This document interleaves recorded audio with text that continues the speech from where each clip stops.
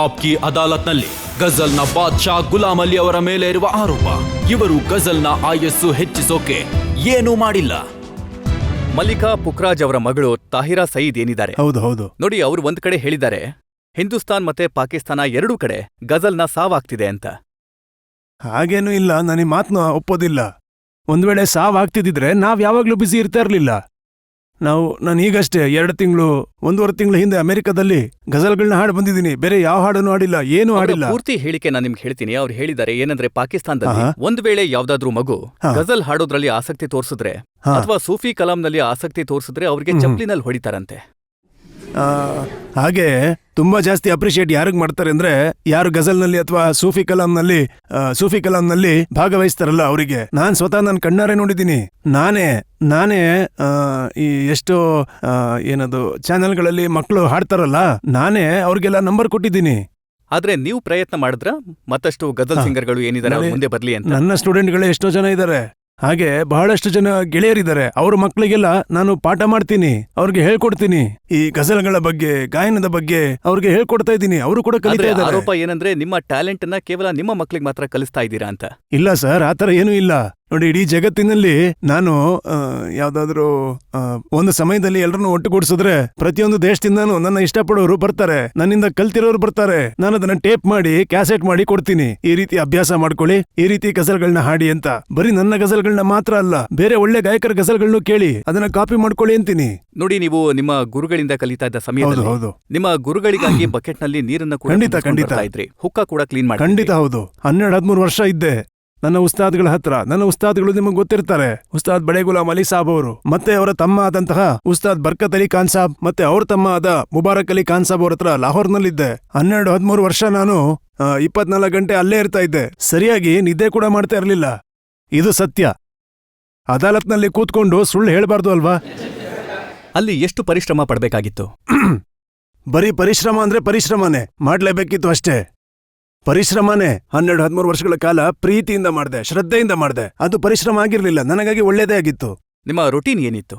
Routine ಯಾವ ತರ ಅಂದ್ರೆ ರಾತ್ರಿ ಅಂದ್ರೆ ಬೆಳಗ್ಗೆಯಿಂದ ಹಿಡಿದು 7-8 ಗಂಟೆಯಿಂದ ರಾತ್ರಿ 11-12 ಗಂಟೆವರೆಗೂ ನಾವು ಕೆಲಸಗಳನ್ನೇ ಮಾಡ್ತಾ ಇದ್ವಿ. ಉಸ್ತಾದರ ಸ್ನೇಹಿತರು ಬರ್ತಿದ್ರಲ್ಲ, ಆಗ ಅವರು ಹೋಗಿ ಪಾನ್ ತಗೊಂಬಾ, ಹೋಗು ಸಿಗರೇಟ್ ತಗೊಂಬಾ, ಇದನ್ ತಗೊಂಬಾ, ಅದನ್ ತಗೊಂಬಾ ಅಂತ ಹೇಳ್ತಿದ್ರು. ನಾವು ಅದನ್ನ ಮಾಡ್ತಿದ್ವಿ. ಆಮೇಲೆ ಸ್ವಲ್ಪ ಹೊತ್ತು ಹಾಡುಗಳನ್ನ ಕೇಳ್ತಿದ್ವಿ. ಒಂದು ಮೂಲೆಯಲ್ಲಿ ಕೂತು ನಮ್ಮ ಉಸ್ತಾದವರ ಹಾಡುಗಳನ್ನ ಕೇಳ್ತಾ ಇದ್ವಿ. ಅವರು ಯಾವ ರೀತಿ ಅಭ್ಯಾಸ ಮಾಡ್ತಿದ್ರು ನಾನು ನನ್ನೊಳಗೆ ಅದನ್ನ ತುಂಬಿಸ್ಕೋತಾ ಹೋಗ್ತಿದ್ದೆ. ಕೆಲವು ಸಲ ನಮ್ಗೆ ಅವಕಾಶ ಸಿಗ್ತಾ ಇತ್ತು, ಆಗ ಕೇಳ್ತಿದ್ದೆ. ಅವ್ರು ಹೇಳ್ತಿದ್ರು, ಚಿಕ್ಕವರು ಉಸ್ತಾದ್ ಮುಬಾರಕ್ ಅಲಿ ಖಾನ್ ಸಾಬ್ ಅವ್ರ ಹತ್ರ ನೋಡಿ ಹೀಗೆ ಸಾರೆ ಗ ಮರೆ ಸ ಗ ಮ ಸ ಮ ಗ ರೆ ಮ ರೆ ಗ ಸ ರೆ ಗ ಪ ಪ ಗ ರೆ ಪ ಪ ಸ ಪ ಪ ರೆ ಪ ಗ ಮ ರೆ ಗ ಮ ಪ ದ ಮ ಗ ಪ ದ ಮ ದ ಮ ಗ ಪ ದ ಗ ಮ ಪ ಗ ಮ ನೆ ಸ ರೆ ಪ. ನಾವ್ ಇಡೀ ದಿನ ಇದನ್ನೇ ಪ್ರಾಕ್ಟೀಸ್ ಮಾಡ್ತಿದ್ವಿ. ಇವತ್ತಿನ ಶಿಷ್ಯರು ಏನಾದ್ರು ಮಾಡ್ತಾರಾ? ಇವತ್ತಿನ ಶಿಷ್ಯರು ಬರೀ ಇದನ್ನ ಕೇಳ್ತಾರೆ, ಏನಂದ್ರೆ 3 ತಿಂಗಳಲ್ಲಿ ಹಾಡೋದು ನುಡಿಸೋದು ಬರುತ್ತಾ ಅಂತ. ನಾವ್ ಈ ತರ ಕೇಳ್ತಾ ಇರ್ಲಿಲ್ಲ, ಈ ತರ ಹೇಳ್ತಾನೆ ಇರ್ಲಿಲ್ಲ. ನಾವು ಬರೀ ಪ್ರೀತಿ ಮಾಡ್ತಿದ್ವಿ. ಈ ಹೊಸ ಜನರೇಷನ್ ಏನಿದೆ, ಒಂದ್ ವೇಳೆ ನೀವು ಮೆಸೇಜ್ ಕೊಡೋದಾದ್ರೆ ಹಾಡಿನ ಮೂಲಕ, ನಾನು ಈ ಮೆಸೇಜ್ ಕೊಡ್ತೀನಿ. ಶ್ರುತಿ ಅನ್ನೋದು ಕಲಿಯೋದ್ರಿಂದ ಬರುತ್ತೆ, ಮತ್ತೆ ಪದಗಳು ಓದೋದ್ರಿಂದ ಬರುತ್ತೆ. ಉದಾಹರಣೆಗೆ ಒಂದು ವಿಷಯ ಹೇಗಂದ್ರೆ, ಒಂದು ಶೇರ್ ಇದೆ, ಶಹರ್ ಸುನ್ಸಾನ್ ಹೈ ಕಿಧರ್ ಜಾಯೆ. ಇದಕ್ಕೆ ನಾನೊಂದು ಟ್ಯೂನ್ ಹಾಕಿದ್ದೆ. ಶಹರ್ ಸುನ್ಸಾನ್ ಹೈ ಕಿಧರ್ ಜಾಯೆ खाक होकर कहीं बिखर जाए शहर सुनसान है.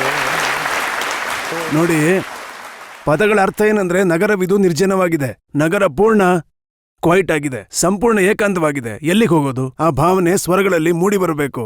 ಅದನ್ನ ಸ್ವರಗಳಲ್ಲಿ ಯಾರಿಗೆ ಗೊತ್ತಾಗುತ್ತೆ? ಯಾರಿಗೆ ಸ್ವರಗಳ ನಿಯತ್ತು ಗೊತ್ತಿದೆಯೋ, ಸ್ವರಗಳ ಪ್ರಭಾವ ಅರಿತವರಿಗೆ. ಹೌದು ಸರ್, ನೀವು ಏನ್ ಹೇಳ್ತಿದ್ದೀರಾ ಅಂದ್ರೆ ಗಜಲ್ ಪ್ರೀತಿಯಿಂದ ಹಾಡಲಾಗುತ್ತೆ ಅಂತ, ಪ್ರೀತಿ ಇರುತ್ತೆ ಅದರಲ್ಲಿ ಅಂತ. ನಿಮ್ ಪ್ರೇರಣೆ ಯಾರು ಸರ್? ಗಜಲ್ ಅನ್ನೋದು ಯಾವ ರೀತಿ ವಿಷಯ ಅಂದ್ರೆ, ಯಾರಿಗೆ ಶಾಯರಿ ಅರ್ಥ ಆಗುತ್ತೋ ಅವರಿಗೆ ಇದನ್ನು ಬಿಟ್ಟು ಬೇರೆ ಯಾವ್ದ್ರಲ್ಲೂ ಅಂದ ಕಾಣೋದೇ ಇಲ್ಲ. ಸರ್, ಹೇಳ್ತಾರೆ ಅಲ್ವಾ, behind the success of every man there is a woman. ಆ ಮಾತು ಕೂಡ ನಿಜಾನೇ ಆ ಮಾತು. ಆದ್ರೆ ನಾನಿದ್ರಿಂದ ಸ್ವಲ್ಪ ದೂರ ಇದ್ದೀನಿ.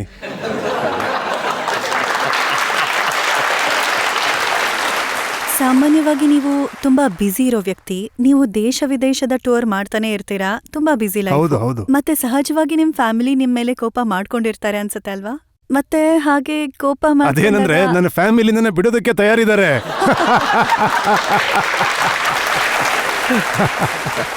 ನೋಡಿ, ಯಾವಾಗ ಫ್ಯಾಮಿಲಿಯವ್ರು ಕೋಪ ಮಾಡ್ಕೋತಾರೆ, ಅವರಿಗೋಸ್ಕರ ಯಾವ ಗಜಲ್ ಹಾಡ್ತೀರಾ? ಅವರಿಗೋಸ್ಕರ ನನಗೂ ಇದೇ ಪ್ರಶ್ನೆ ಇತ್ತು. ಇದನ್ನ ಹಾಡ್ತೀನಿ.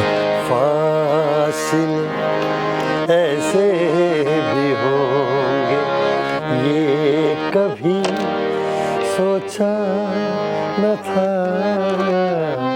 फासिल फासिल फासिल फासिल ऐसे भी होंगे ये कभी सोचा न था. सामने बैठा था मेरे और वो मेरा न था. फासिल ऐसे भी होंगे. फासिल. Thank you.